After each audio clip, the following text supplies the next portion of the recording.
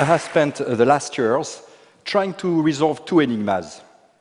Why is productivity so disappointing in all the companies where I work for? I have worked with more than 500 companies. Despite all the technological advances, computers, IT, communications, telecommunications, the internet. Enigma number two, why is there so little engagement at work? Why do people feel so miserable, even actively disengaged? Disengaging their colleagues, acting against the interest of their company. Despite all the affiliation events, the celebration, the people initiatives, the leadership development programs to train managers on how to better motivate their teams. At the beginning, I thought there was a chicken and egg issue. Because people are less engaged, they are less productive. Or vice versa, because they are less productive, we put more pressure and they are less engaged. But as we are doing our analysis, we realized that there was a common root cause to these two issues that relates, in fact, to the basic pillars of management. The way we organize is based on two pillars. The hard, structure, process, systems, the soft, feelings, sentiments, interpersonal relationships, traits, personality. And whenever a company reorganize, restructure, re-engineer, go through a cultural transformation program, it uses these two pillars. Now, we try to refine them, we try to combine them. The real issue is, and this is the answer to the two enigmas, these pillars are obsolete. Everything you read in business books is based either on one or the other or their combination. They are obsolete. What does it work? How do they work when you try to use these approaches in front of the new complexity of business? The hard approach basically is that you start from strategy, requirements, structure, process, system, KPIs, scorecards, committees, headquarters, hubs, clusters, you name it. I forgot all the metrics, incentive, committees, middle offices, and interfaces. What happens? Basically, on the left, you have more complexity, the new complexity of business. We need quality, cost, reliability, speed. And every time there is a new requirement, we use the same approach. We create dedicated structure, process, systems, basically to deal with the new complexity of business. The hard approach creates just complicatedness in the organization. Let's take an example.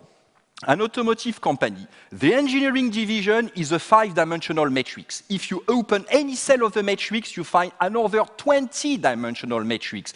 You have Mr. Noise, Mr. Petrol Consumption, Mr. Anti-corrosion Properties. For any new requirement, you have a dedicated function in charge of aligning engineers against the new requirement.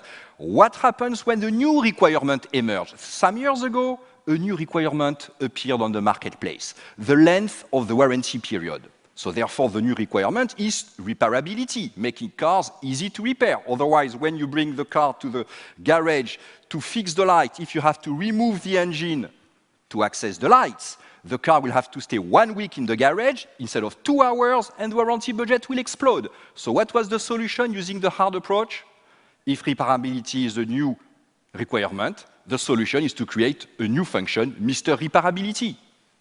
And Mr. Repairability creates the repairability process with the repairability scorecard, with repairability metrics, and eventually repairability incentive that came on top of 25 other KPIs. What percentage of these people is variable compensation?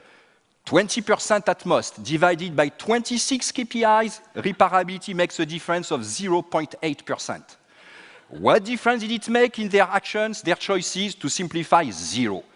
But what a cost for 0 impact? Mr. Repairability, process, scorecard, evaluation, coordination with the 25 other coordinators to have 0 impact.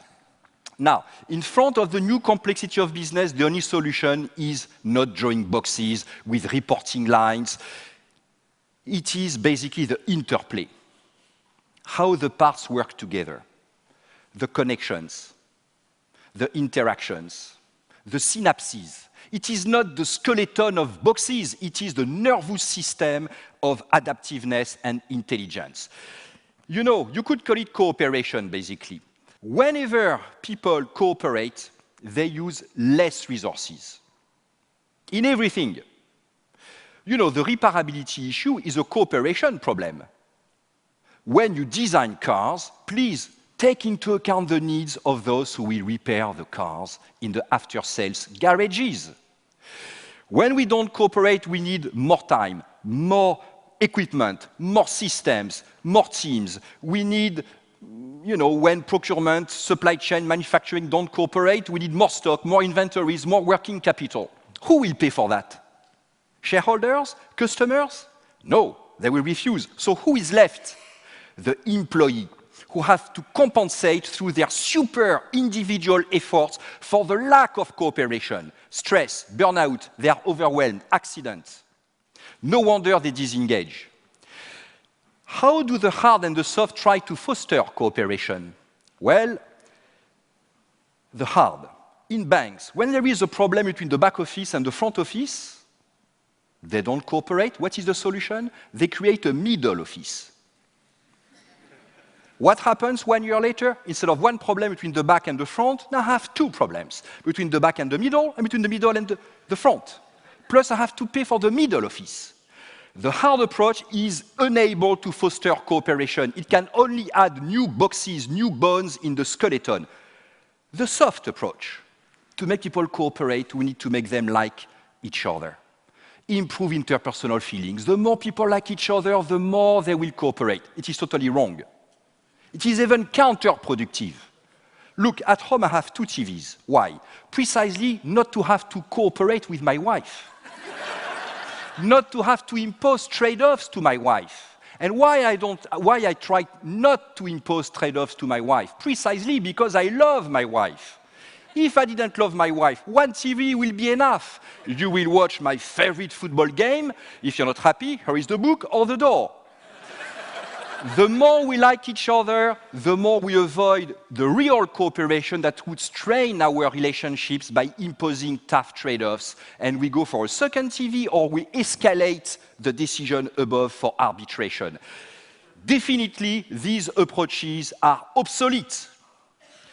To deal with complexity, to enhance the nervous system, we have created what we call the smart simplicity approach based on simple rules. Simple rule number 1. Understand what others do. What is their real work? We need to go beyond the boxes, the job descriptions, beyond the surface of the container to understand the real content. Me, designer, if I put a wire here, I know that it will mean that you will have to remove the engine to access the lights. Second, you need to reinforce integrators. Integrators are not middle offices. They are managers, existing managers that you reinforce so that they have power and interest to make others cooperate. How can you reinforce your managers as integrators? By removing layers. When there are too many layers, people are too far from the action. Therefore, they need KPIs, metrics, they need poor proxies for reality. They don't understand reality, and they add the complicatedness of metrics KPIs. By removing rules, the bigger we are, the more we need integrators. Therefore, the less rules we must have to give discretionary power to managers. And we do the opposite. The bigger we are, the more rules we create, and we end up with the Encyclopedia Britannica of rules. You need to increase the quantity of power so that you can empower everybody to use their judgment, their intelligence. You must give more cards to people so that they have the critical mass of cards to take the risk to cooperate, to move out of insulation. Otherwise, they will withdraw, they will disengage. These rules, they come from game theory and organizational sociology. You can increase the shadow of the future, create feedback loops that expose people to the consequences of their actions. This is what the automotive company did when they saw that Mr. Repairability had no impact. They said to the design engineers, now, in 3 years, when the new car is launched on the market, you will move to the after-sales network and become in charge of the warranty budget. And if the warranty budget explodes, it will explode in your head. Much more powerful than 0.8% variable compensation. You need also to increase reciprocity by removing the buffers that make us self-sufficient. When you remove these buffers, you hold me by the nose, I hold you by the ear. we will cooperate. Remove the second TV. There are many second TVs at work. They don't create value, they just provide dysfunctional self-sufficiency. You need to reward those who cooperate and blame those who don't cooperate. The CEO of the Lego Group, Jürgen Wittgenstein, has a great way to use it. He says, blame is not for failure, it is for failing to help or ask for help. It changes everything.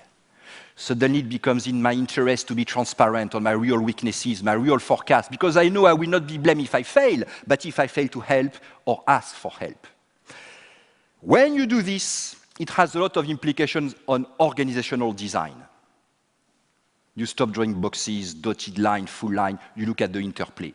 It has a lot of implications on financial policies that we use, on human resource management practices. When you do that, you can manage complexity, the new complexity of business, without getting complicated.